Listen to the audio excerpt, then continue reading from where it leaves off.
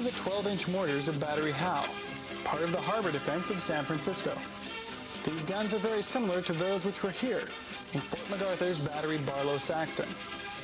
The mortars fired their shells in high arcs, which then descended onto the lightly armored decks of the enemy ships.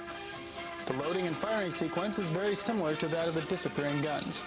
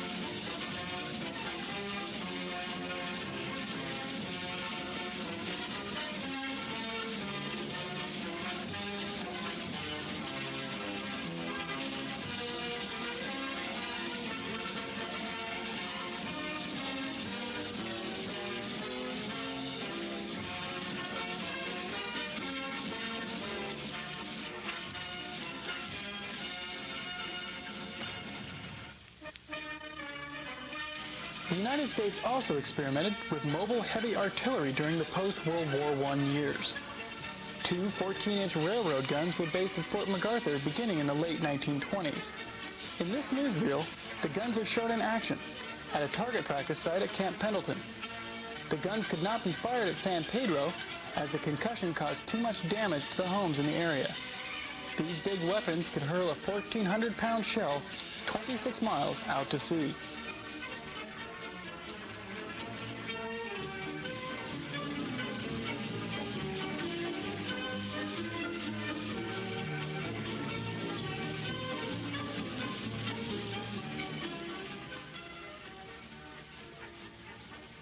Finally, in this rare footage, you see the operation of a 16-inch case-mated gun in Btry Townsley, part of the harbor defenses of San Francisco. This battery is very similar to Battery Bunker on White's Point, just a mile to the north of Fort MacArthur. These big guns were fully protected from sea and air attack by a concrete tunnel.